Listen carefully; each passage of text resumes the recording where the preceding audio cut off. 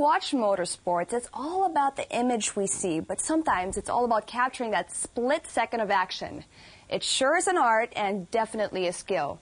Well, one guy who possesses that is UK-based Keith Sutton, who's the main man of the largest independent supplier of motorsports shots all over the world. And this is his story.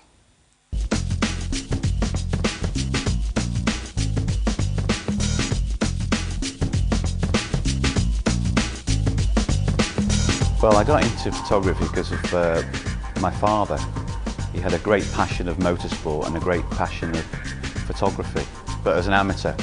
And he used to take me to the races from an early age, and I grew up with it. My father had been going to Alton Park since the circuit opened, and he asked the manager whether I could have a press pass. He said to me, I understand you want to be a motorsport photographer. I said, yes. He said, well, I'm sorry. You can't have a pass till you're 18. I said, oh dear. He said, how old are you? And I went, 17. And he said, how old are you? And I went, 18. So he gave me a pass, and that was it. As soon as I stood on the inside of Old Hall Corner at Alton Park, that was when I knew I wanted to be a motorsport photographer. My first break was back in 1981, after my first year as a motorsport photographer. I'd written to all the magazines around the world and offered my services, and out of about 20 letters I managed to get 10 replies. And one of those magazines was from Brazil, and they asked me to photograph Brazilian drivers racing in England.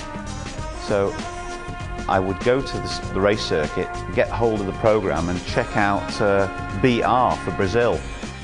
One particular driver I met up again at his second ever car race at Brands Hatch, and he came up to me in the paddock and said, why were you taking all those pictures of me at Thruxton?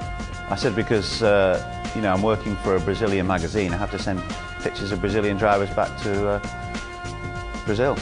Are you a professional photographer? He said to me. I said, yes. He said, well, I need a photographer. Would you be my photographer? I said, yeah, as long as you pay me. So I took pictures of that guy all weekend, and he actually won his first car race, and that was Ayrton Senna da Silva. So at the time I hadn't realised, you know, what a big star he was going to be. So that was a fantastic break, you know, to follow him through. And at the same time I was progressing in my career. We were the same age, and we both had this great ambition of getting to Formula One, which happened, which was fantastic. With photography changing from film to digital, I mean, that's had a huge effect as well, because we're not rushing back to England with all our films anymore on a Sunday night. We're actually doing the work at the track.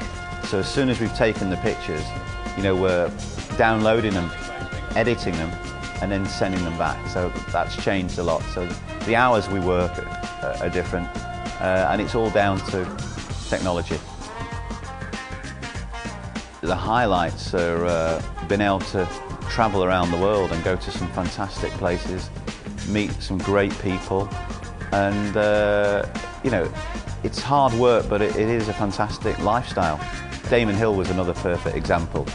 I did the book with him in his final year, and travelled around with him in his private jet, helicopter, and went to his home in Dublin.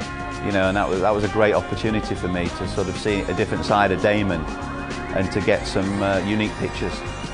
The favourites are probably Senna spraying the champagne towards me when he won in Belgium, when I was shooting from the side of the podium, not the normal head-on shot, and I shouted at him, and he looked up at me. I was really close, and he came up and sprayed the champagne right into my lens.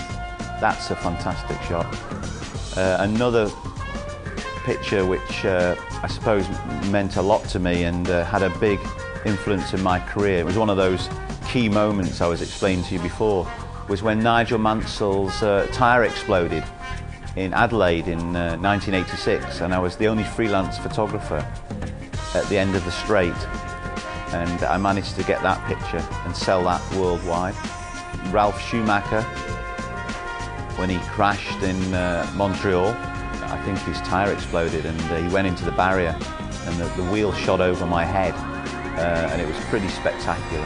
That's another favourite of mine.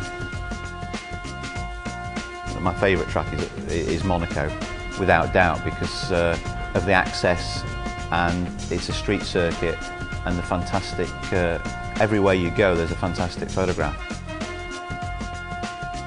I've always said that, you know, as long as I'm still enjoying what I'm doing, and the business is doing well, and there's new opportunities, new circuits to go to, you know, I'll carry on photographing Formula One.